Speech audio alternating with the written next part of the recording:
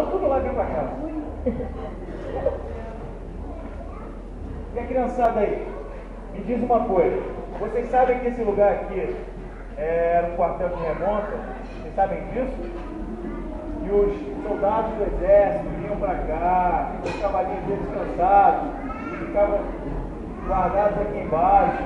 Se eu não me engano, aqui nesse pátio da frente também, eles subiam e dormiam aqui. Aí no dia seguinte eles pegavam o cavalo mais descansado e continuavam a viagem. Vocês sabem disso?